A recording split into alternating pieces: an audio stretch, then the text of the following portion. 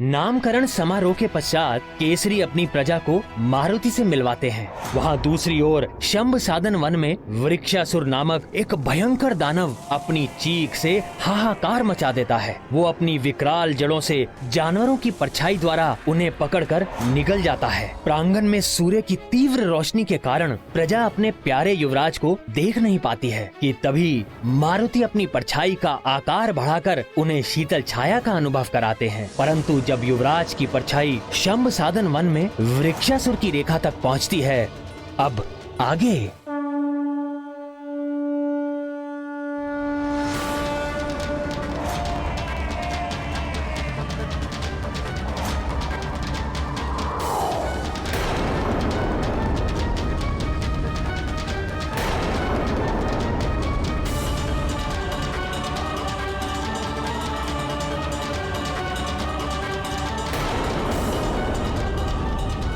ये क्या, मैं मारुति को नीचे क्यों नहीं ला पा रहा हूँ? देखिए, सब युवराज को देखकर कितने प्रसन्न हो रहे हैं।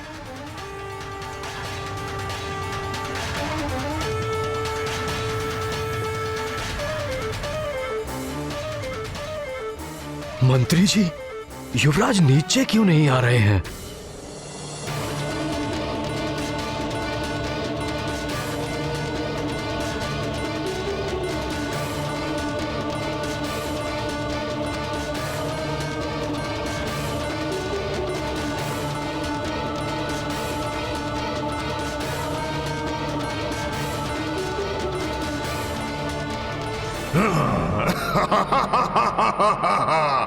परछाई अब मेरी पकड़ में है।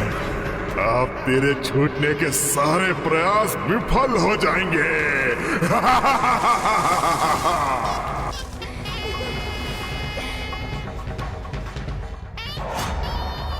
ये परछाई तो मैंने जकड़ रखी है, पर कहाँ गया वो जंतु?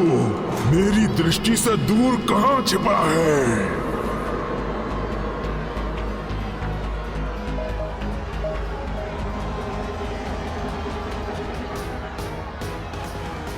देखिए, सब युवराज को देखकर कितने प्रसन्न हो रहे हैं। युवराज की जय! युवराज की जय! युवराज की जय! युवराज की जय!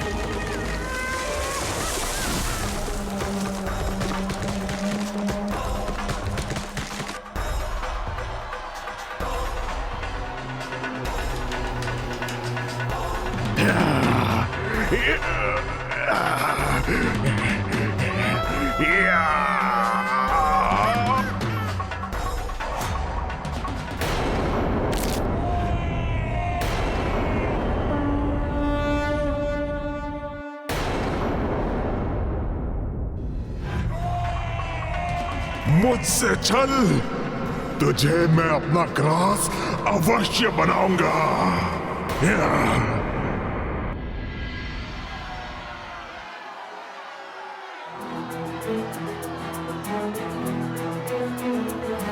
युवराज की जय! युवराज की जय! युवराज की जय! युवराज की जय!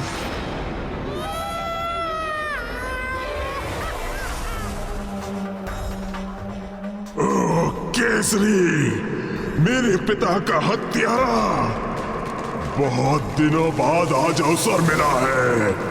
गिन गिन कर ऋण उतारूंगा मैं अपने पिता की हत्या का।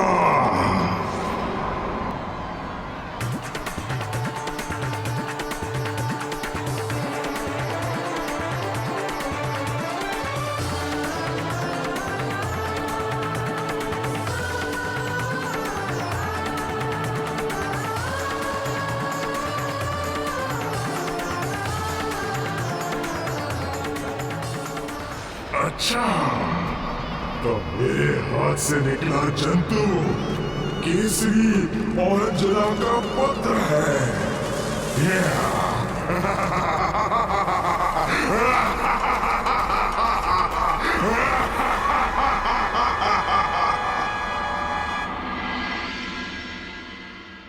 नियति अटल है।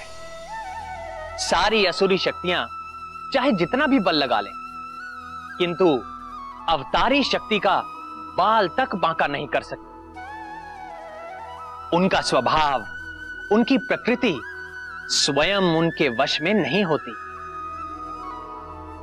वो अपनी शक्ति का दिशाहीन प्रदर्शन करते रहते हैं, फिर चाहे हार हो या जीत। प्रभु, इस पर केसरी ने क्या सोचा?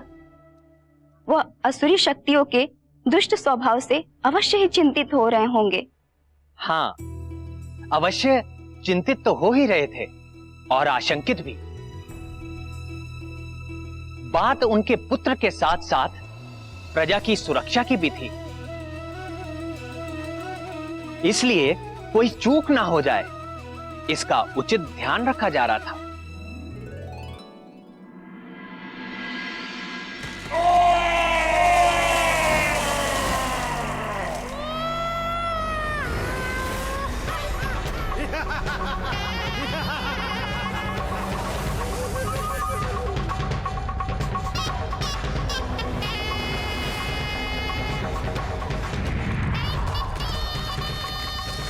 हिंसक वन्य जीवों की चित्कार से शंभ साधन वन और भी अधिक भयानक लगने लगा है। चित्कार से ऐसा प्रतीत हो रहा है जैसे कोई संग्राम के लिए ललकार रहा हो।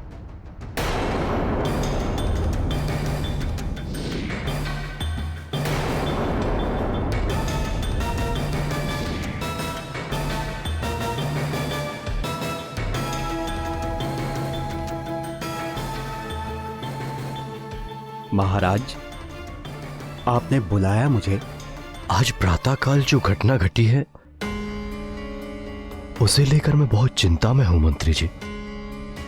जब प्रजा को हम मारुति के दर्शन करा रहे थे तब मारुति कुछ क्षण के लिए हवा में अटक से गए थे। अपना बल प्रयोग करने के बाद भी मैं स्वयं अपने पुत्र को नीचे नहीं उतार पा रहा था। क्या ये उसी आसुरी शक्ति का प्रभाव तो नहीं? निश्चित ही इस घटना के पीछे वृक्षासुर की आसुरी शक्तियों का प्रभाव होगा महाराज।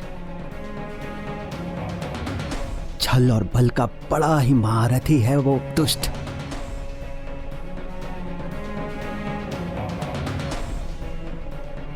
दुष्ट तो वो है, परंतु ये कैसे संभव हो सकता है? मारुति तो वृक्षासुर की पहुंच से बहुत दूर सुरक्षित मेरे पास थे। आसुरी शक्तियों का छल और चालाकी का क्या भरोसा महाराज।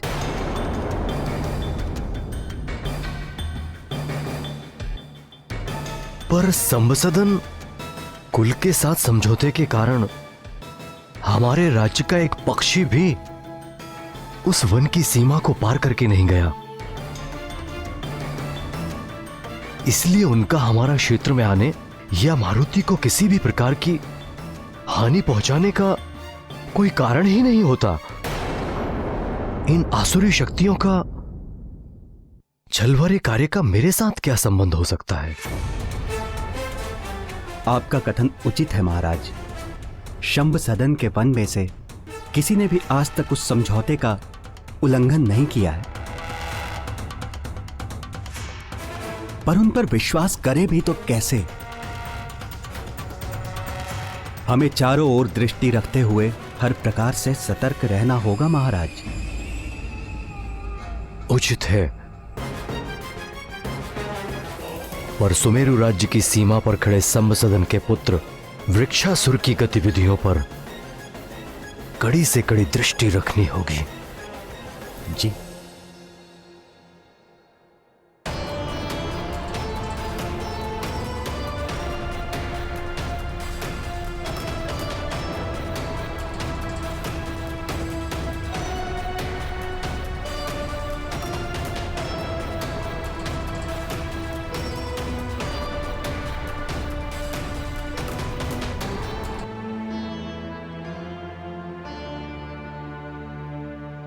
सुमेरु राज की सीमाओं पर वृक्षासुर की गतिविधियां? किंतु महाराज, हमारी कुलदेवी का मंदिर तो सुमेरु और शंभासदन वन की सीमा पर ही स्थित है ना?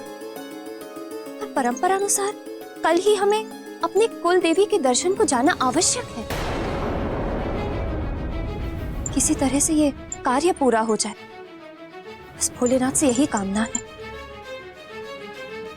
चिंता का कोई विषय नहीं है। वृक्षासुर ने आज तक सुमेरु राज्य की सीमा में किसी भी प्रकार की सीमा लांघने का प्रयास नहीं किया है। और वैसे भी मैंने मंत्री जी को कड़ी से कड़ी सुरक्षा करने का आदेश दे दिया है और मंत्री जी की व्यवस्था पर मुझे पूरा विश्वास है।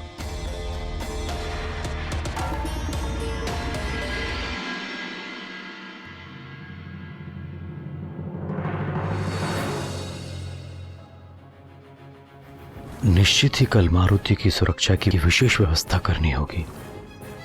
सुरक्षा में किसी भी प्रकार की असावधानी ठीक नहीं।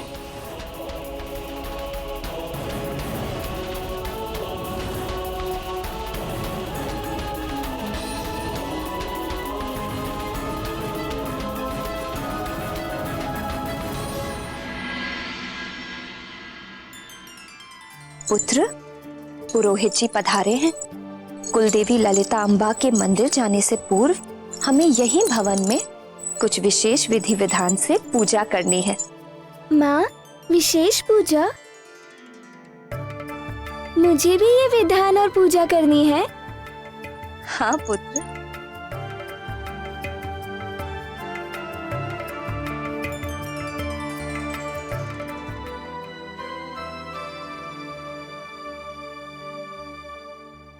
ओम नमः शिवाय।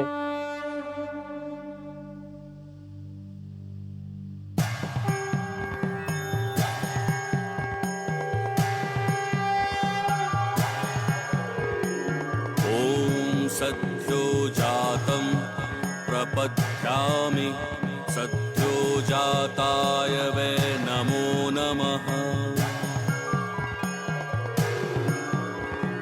भवे भवे नाति भवे भवस्व मां भवोद्भवाय नमः। माँ, ये पुरोहित जी क्या कर रहे हैं?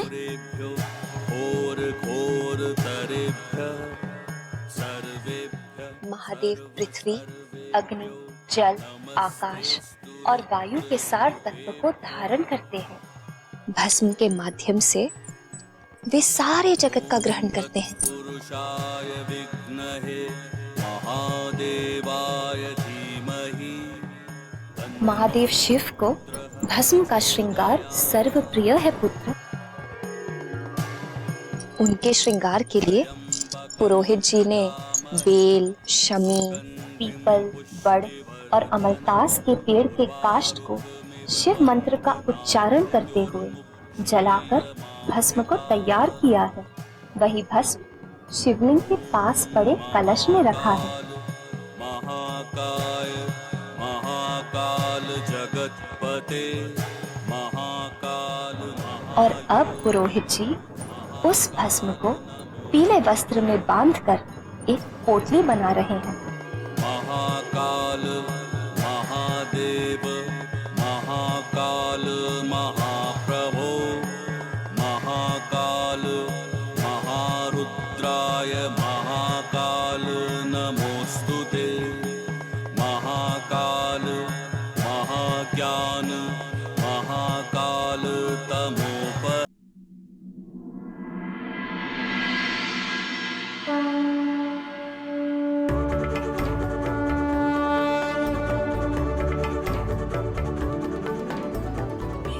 अब आपके पिताश्री शिव मंत्र पढ़ते हुए इस पोटली से भस्म का छिड़काव शिवलिंग पर करें।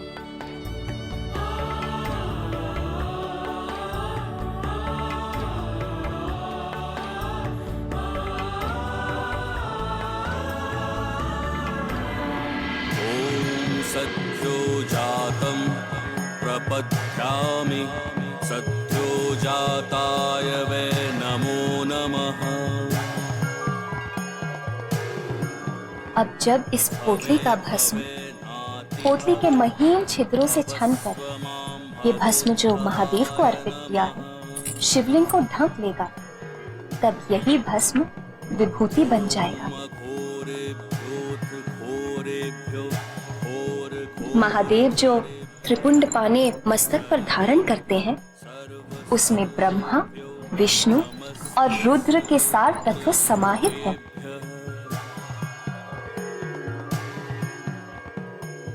इस विभूति को अपने मस्तक पर धारण करने से शरीर, मन और विचारों की शुद्धि हो जाती है और इसे धारण करने वाला समाज में सदा सम्मानित और आदरणीय होता है। त्र्यंबकं यजामहे सुगंधिं पुष्टिवर्धनम् उर्वारुकमिव बन्धनान् मृत्युर्मुक्षीयमामृतात्। महाकाल महाकाय महाकाल जगतपते महाकाल महायोगिन महाकाल नमोस्तुते।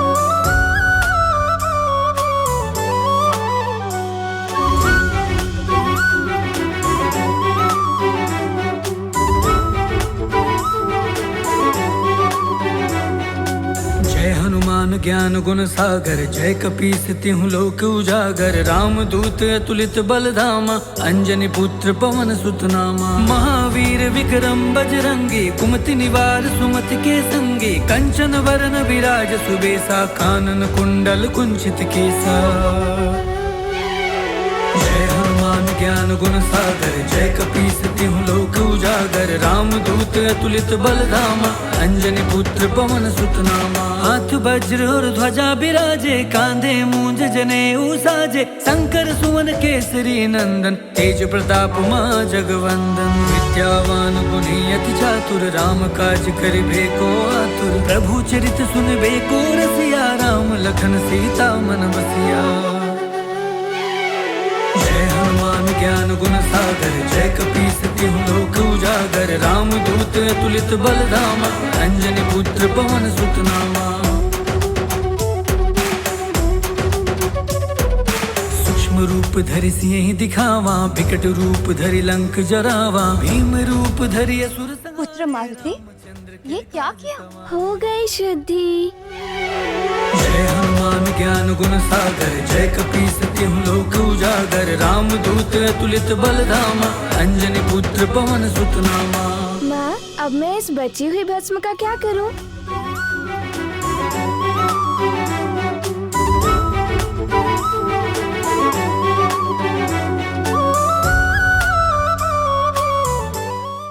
युवराज, ये मुझे दे दीजिए।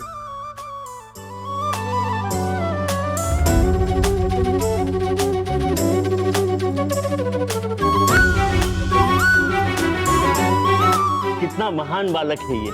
इस बालक के स्पर्श से भस्म भी विभूति बन गई।